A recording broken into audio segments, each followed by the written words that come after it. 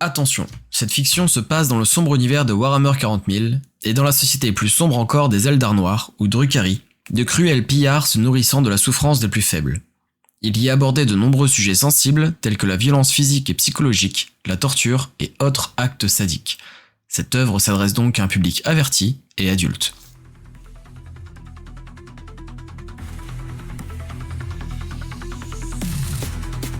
Les chroniques de l'alarme de Ronce. Épisode 1. Une délicieuse découverte.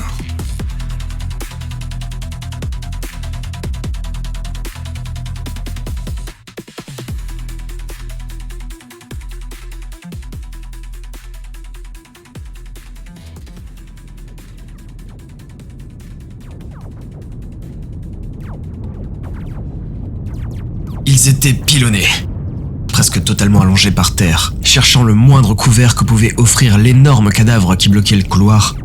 Le Sybarite Sharktan, ainsi que son escouade de guerriers Kabalites, étaient immobilisés par le feu nourri qui provenait de l'autre extrémité de ce couloir sombre.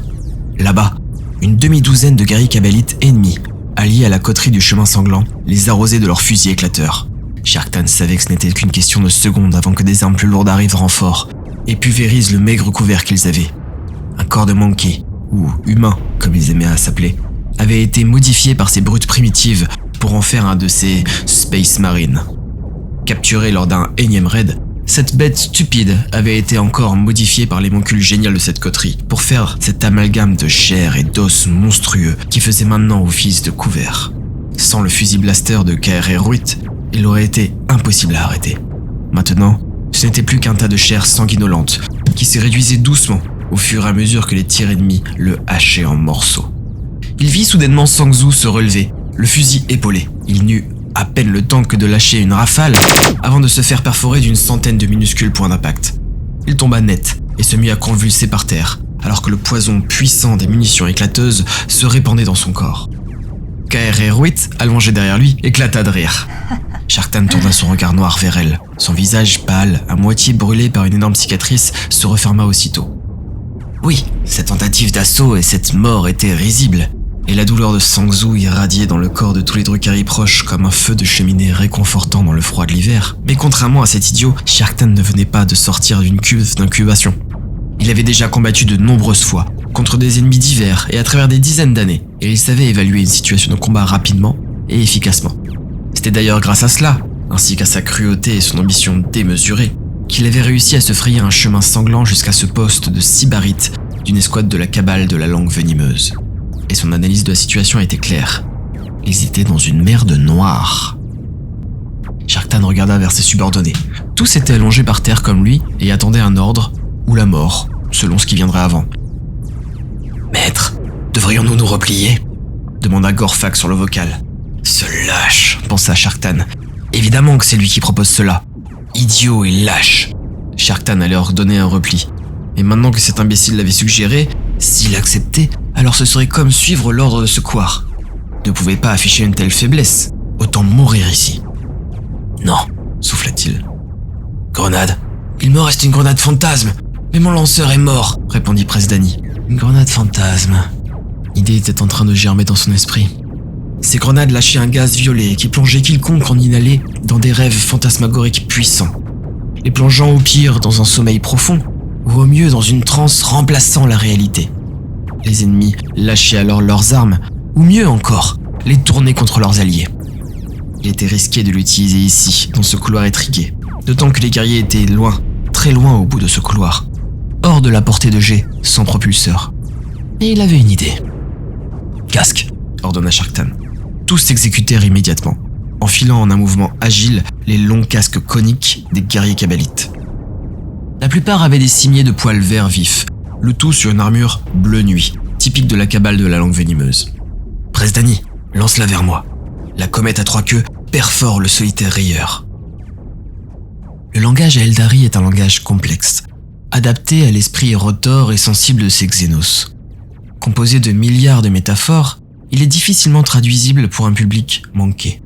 La comète à 3 queues était une épopée mythique que tout Drukhari, un tant soit peu éduqué, se devait de connaître, bien que le texte soit composé de plusieurs milliers de vers. Dans l'un des moments les plus épiques, le personnage se sert de son épée pour frapper du plat le torse de son adversaire, le solitaire rieur. Et l'impact est si violent et si bien concentré que le cœur de celui-ci est propulsé à travers ses côtes, telle une balle dans un jeu de baseball. Presdani avait évidemment compris cette référence, et Sharktan vit bientôt la grenade découpillée arriver en cloche vers lui. Il se saisit de son épée dessicante à deux mains et frappa du plat l'objet cylindrique.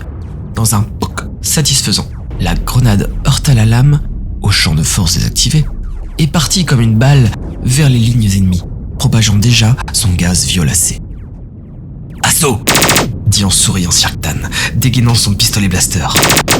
Toute son escouade bondit à sa suite, alors que les tirs ennemis se calmaient, car les guerriers kabbalites au bout du couloir se mettaient à couvert des tirs de l'escouade de Sharktan, prenaient une seconde pour enfiler leur casque, seul rempart contre le gaz de la grenade fantasme. Pour certains, c'était déjà trop tard, et ils tombaient au sol la bave aux lèvres, les yeux révulsés, un large sourire fendant leur visage. Chanceux, pensa Sharktan, alors qu'il avalait la distance qui les séparait en quelques grandes enjambées agiles. Mais pour la plupart, cela n'avait été une gêne d'à peine une seconde, et ils tiraient désormais avec précision dans l'espoir d'arrêter leur charge. Sharktan sentit quelques éclats exploser contre sa cuirasse, mais voyait déjà des Drukharis ennemis s'effondrer sous les tirs de sa propre escouade. Il était temps, des renforts arrivaient. Un guerrier kabbalite ennemi portait péniblement un canon sombre aussi grand que lui. Il écarta ses jambes et se posta en position de tir, lorsque soudain toute sa partie supérieure disparut dans un nuage de sang. « KRR était son blaster », sut-il tout de suite. Des rires cruels éclatèrent dans le canal Vox. Sharktan s'autorisa à sourire, et cela devint bientôt un rire alors que son épée s'enfonçait à travers le torse d'un Drukhari écorché, casqué et tenant des outils de chirurgien. Une gorgone. Il tourna sur lui-même, et trancha en deux son ennemi, puis sauta à pieds joints sur son corps alors qu'il s'écroulait au sol. Tout autour de lui, le corps à corps faisait rage, mais il voyait ses ennemis reculer. L'un d'eux tenta de fuir. Il fit un tir réflexe de son pistolet blaster. Un trou de la taille d'une tête remplaça soudainement l'endroit où se trouvait l'omoplate de son adversaire. Il n'eut même pas le temps de souffrir et s'effondra comme une poupée dont on avait coupé les fils. Dommage, pensa le Drukhari, toujours affamé de souffrance.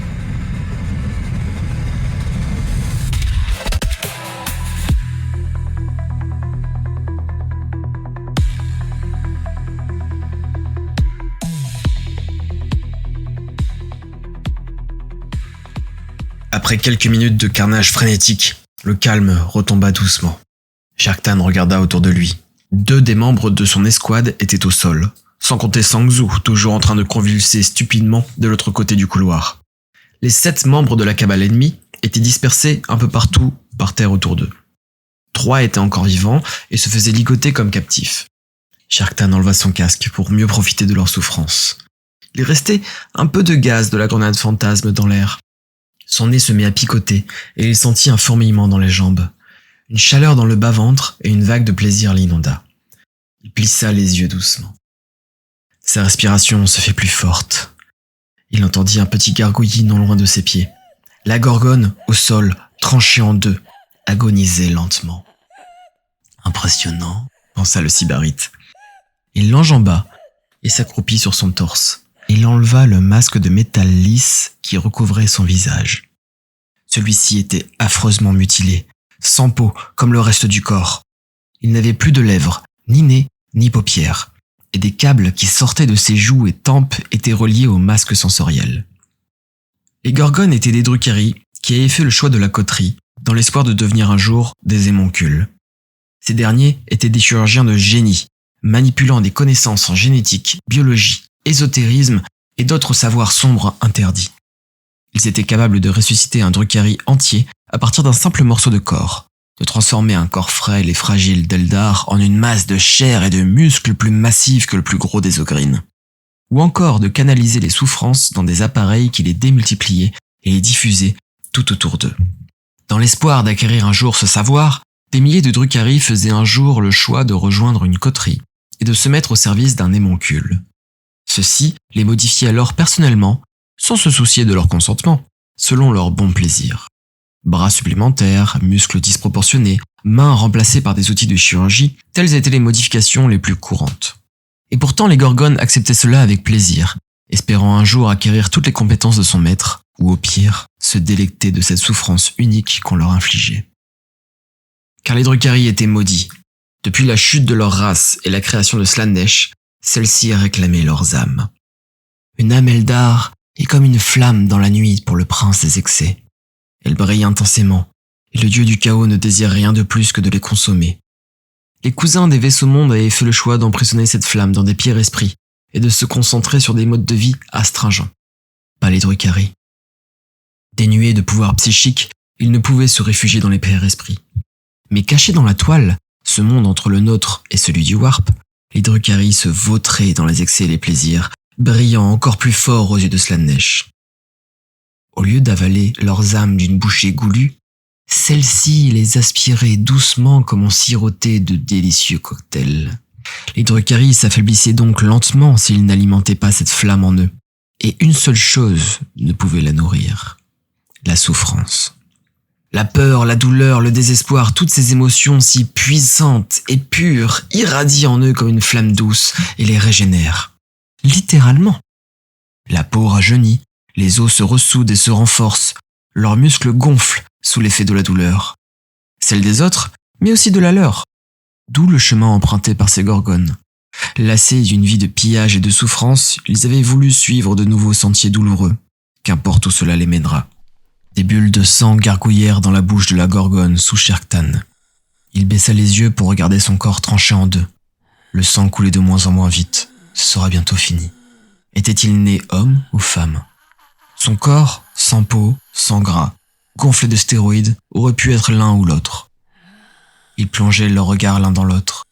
La gorgone écarquillait ses yeux, sans paupières, injectés de sang et de terreur. Le sybarite observait avec délice le dernier souffle, l'agonie ultime. Il sentait la peur de cette dernière monter. Elle devait réaliser qu'elle allait mourir, une fois pour toutes, que cette fois, on ne la ramènerait pas. Cette fois, son maître ne sera pas là pour la reconstruire. C'était le point final de son existence. Combien de temps avait-elle vécu? Des siècles? Des millénaires? Elle convulsa. Sherktan sourit. Ça y est, pensa-t-il avec extase. Sa douleur, sa panique, c'était incroyable. Il savoura ses derniers soubresauts. Ce n'est pas tous les jours que l'on pouvait savourer un tel spectacle. Pas tous les jours, mais presque, en tout cas comme Orag. N'empêche que cela avait une autre saveur qu'un monkey implorant pour leur dieu empereur. Un dernier gargouillis, un dernier spasme, et le corps s'immobilisa. Plus rien, plus qu'un autre corps froid sans intérêt. La chaleur de la douleur disparut, et le froid du manque rentra à nouveau en Sherktan, qui se releva et regarda autour de lui. Des bruits de pas résonnaient au loin sur le carrelage froid. Une autre escouade arrivait en courant. En un coup d'œil perçant, il reconnut le toupet vert et l'armure bleu nuit de la cabale de la langue venimeuse, la même cabale que la sienne. Il reconnut même cet étron de Philas Tourcosé, le sybarite de cette escouade, toujours sur ses talons pour le laisser encaisser le feu ennemi, mais toujours prêt à le doubler lorsque les choses se tassaient afin de récupérer la gloire pour lui. Sherktan dégaina son pistolet en menace silencieuse. Alors que l'escouade doublait la sienne, Philas cracha « Alors, Sherkt, on se fatigue ?» et il éclata de rire. Sherktan brandit son pistolet droit vers lui soudainement, tuant ce rire net. Il fit de la bouche un bruit de pistolet. Il entendit le reste de son escouade rire, tandis que celle de Philas les dépassait et attaquait le prochain couloir. Tant mieux, qu'ils y aillent, pensa-t-il. Il observa tout autour de lui. Il y avait quelque chose de bizarre dans ce lieu, quelque chose qui clochait. Il était très rare de s'attaquer à une coterie d'émoncules. Leur service, en termes de résurrection ou de modification, était si utile que se mettre à dos l'une de ces coteries était généralement une très mauvaise idée. Mais Sherktan faisait partie de la cabale de la langue venimeuse, une des plus puissantes cabales de Commorragh, capable de rivaliser avec Azrubael Vect lui-même, mené par le génie et la maîtrise des poisons inégalés de Dame Malice. Pour des raisons qu'il ignorait, celle-ci avait décidé d'attaquer cette base de la coterie du chemin sanglant. Des milliers de cabalites étaient en train de se battre dans ces amalgames de bâtiments complexes tout autour de lui. La force déployée était colossale. Les intentions de Dame Malice claires. Il ne doit rien rester. Pour autant, les lieux étaient atypiques. Ce ne semblait être qu'une succession de couloirs donnant sur de petites pièces, très souvent vides, ou juste décorés de mobilier vivant, de chaînes et de crochets. Où étaient donc les laboratoires, les réserves, les armureries, les coffres, les cages à esclaves? Bref, tout ce qu'on pouvait s'attendre à trouver dans la base d'une coterie. Au début, il avait pensé plus loin, plus profond. Mais après ce dernier couloir, particulièrement difficile, il commençait à avoir des doutes. Voilà pourquoi il laissait l'escouade de Philas passer devant. Presdani et Gorfak traînaient un guerrier kabbalite ennemi. Celui-ci tenait ses viscères entre ses mains sanglantes. Son ventre était grand ouvert et il était trop abîmé pour être transportable. On ne le ramènera pas comme otage. Ils s'immobilisèrent sous un crochet au bout d'une chaîne et commencèrent à le soulever. Le kabbalite se débattait mollement. Aussi furent-ils éclaboussés de sang, mais cela n'enleva pas leur sourire cruel, bien au contraire. Dans un geste agile, ils le portèrent assez haut pour que le crochet entre dans la plaie du ventre ouvert et se glisse sous les côtes. Le kabbalite hurla de douleur et lâcha ses organes qui se déversèrent sous lui dans un bruit humide, sous le regard joyeux du reste de l'escouade. La chaîne qui le soutenait eut alors un petit cliquetement. Et Sharktan crut voir une vibration dans l'un des murs. Il s'approcha de celle-ci et passa sa main dessus. Il sentit une petite aspérité, une fine crevasse. Il appuya dessus, rien ne se produisit. Il continua d'appuyer en différents endroits, encore et encore, lorsque soudain, une dalle s'enfonça légèrement et le mur coulissa rapidement, en silence, dévoilant une salle sombre remplie d'un spectacle qui illumina le visage de Sharktan. « Eh bien voilà » souffla-t-il en souriant.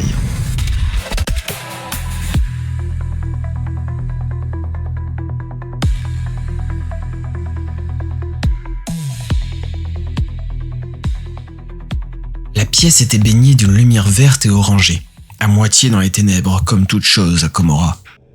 Elle tombait dans des puits verticaux, illuminant des prisonniers humains ligotés et nus. À l'intérieur de la pièce, tout autour de ces captifs, des établis étaient couverts de machines complexes, ressemblant à des alambics ou une usine à gaz sophistiquée. Le sol et toutes les surfaces étaient souillés de sang séché, noir et gras. Les victimes attachées dans cette place étaient liées à des sphères couvertes de pointes, le dos plaqué dessus, les membres écartés au maximum pour être attachés ensemble de l'autre côté de la sphère. De diverses parties de leur corps perçaient des épines d'une sorte de ronce dorée. Les cages thoraciques se soulevaient rapidement. Les captifs étaient comme essoufflés. Ils transpiraient, vivants, mais visiblement dans une grande douleur. Sharktan s'approcha. La plante devait pousser à l'intérieur de ces malheureux et semblait les utiliser comme un simple pot de fleurs vivant.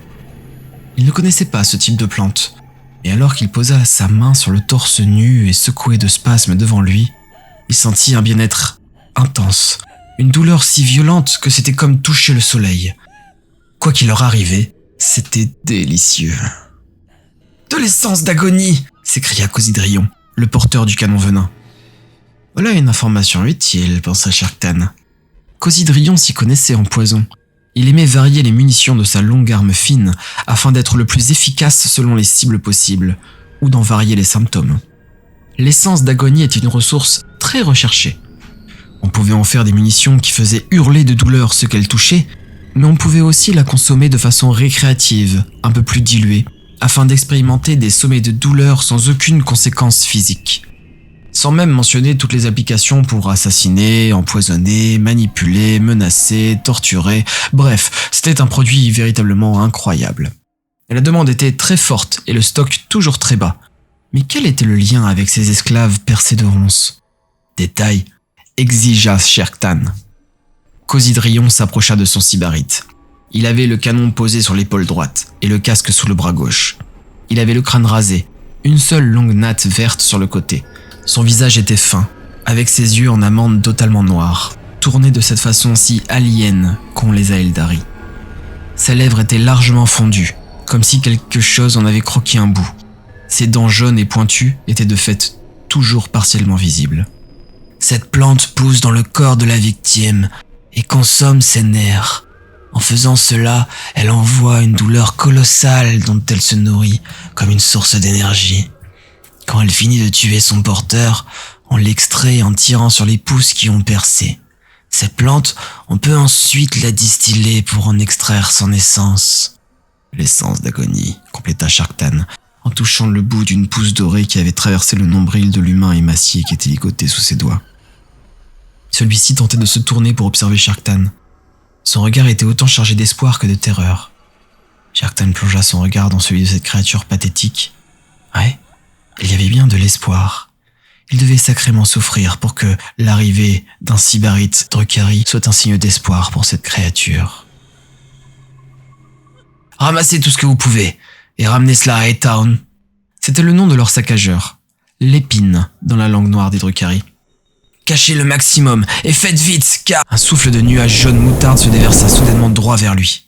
Sharktan bondit de façon réflexe, poursuivi par ce nuage toxique. L'esclave, ne pouvant fuir, se le prit de plein fouet et commença immédiatement à se liquéfier, alors qu'une nécrose monstrueuse et rapide le dévora de l'extérieur vers l'intérieur. Shark se redresse et voit la plante fondre tout autant, et ainsi qu'un deuxième esclave. Des millions de crédits qui disparaissent sous ses yeux. Fou de rage, il tourne son regard vers l'origine de ce tir. Un humanoïde colossal se tenait debout, avec une épée de la taille d'un Drukhari dans la main droite. Il tenait son bras gauche tendu, la main et l'avant-bras avaient été remplacés par un canon commençant au niveau du coude. Des tuyaux reliaient ce canon et se plantaient directement dans son dos, qui était démesurément grand et gonflé, avec des fioles et machineries qui en jaillissaient.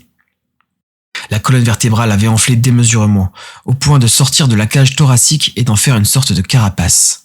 Il était torse nu, et ce torse large, parsemé de pores de connexion, appartenait jadis clairement à un Space Marine, bien qu'il soit démesurément gonflé. Son visage, ainsi que toute sa tête, se trouvaient dissimulés, voire remplacés, par un casque ovale aux fentes menaçantes. Sharktan épaula son pistolet et tira droit dans ce gigantesque bras tendu. Un millième de seconde plus tard, le canon greffé à la monstruosité explosa. Elle se tourna vers le sybarite de son visage impassible. « Maintenant !» hurla-t-il. Les autres Garicabalites baissèrent leurs armes et se jetèrent sur les surfaces et les esclaves qu'ils commencèrent à détacher. Dans un bond vif, le grotesque s'élança vers Sharktan. Celui-ci tira une seconde fois. Cette fois, ce fut la jambe qui fut soufflée par le pistolet blaster, restant attachée mais transformée soudainement en une vieille chaussette. Pourtant, cela ne ralentit nullement la bête, à la grande surprise de Sherk. Elle s'appuya sur l'énorme lame comme une canne et en deux enjambées, elle fut à portée du sybarite. Il bondit sur le côté, alors qu'une énorme lame fendait les airs à l'endroit où il se trouvait l'instant d'avant. Il dégaina son épée dans la roulade et fit mine de partir en courant vers la gauche. Lorsque le grotesque se tourna pour s'élancer derrière lui, Sharktan posa soudainement son pied sur l'un des esclaves attachés pour changer brutalement de direction. Ce soudain changement sembla la surprendre, du moins suffisamment pour que l'épée dessicante de Sharktan s'enfonce en sa cible. Cette épée, d'une incroyable technologie, avait la capacité de détruire toute humidité instantanément, transformant toute surface organique en une poussière sableuse. Un nuage de poussière explosa donc du torse du grotesque, alors que la lame se plongeait dans les chairs molles, et il bougea pour prolonger cette griffure latéralement jusque sous le bras. Lorsqu'il s'éloigna et se retourna, il vit qu'un cratère avait remplacé la balafre qu'il avait taillée. La bête tituba, son cœur pompait de façon visible, les chairs tentaient désespérément de cicatriser. Il fit un autre pas, le sang se déversait désormais à gros bouillons, il semblait se dégonfler comme un ballon pour devenir une simple carcasse. Sharktan se redressa et sourit. Son adversaire ne semblait pas souffrir, aussi cela faussait-il le spectacle. Mais celui-ci restait beau pour autant. C'était vraiment une mort spectaculaire, et il savait apprécier les petites choses de la vie. La bête s'écrasa au sol. Il en détourna immédiatement son attention, comme un enfant d'un jouet cassé. Son escouade l'avait vu faire, et il lisait la crainte dans leurs yeux.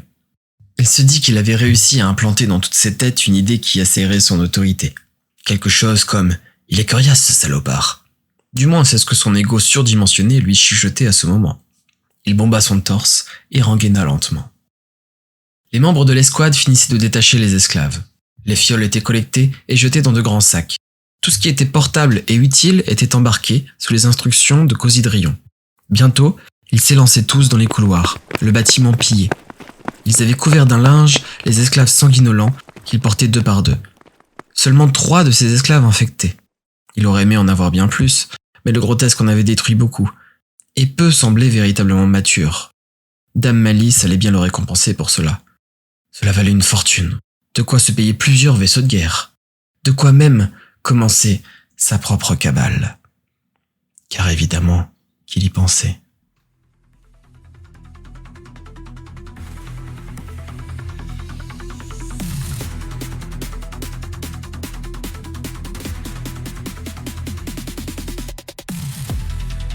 C'était l'épisode 1 des Chroniques de la Larme de Ronce. Si cela vous a plu, merci de le partager à d'autres fans de cet univers. C'est le meilleur moyen de promouvoir mon travail qui s'adresse à un public si niche.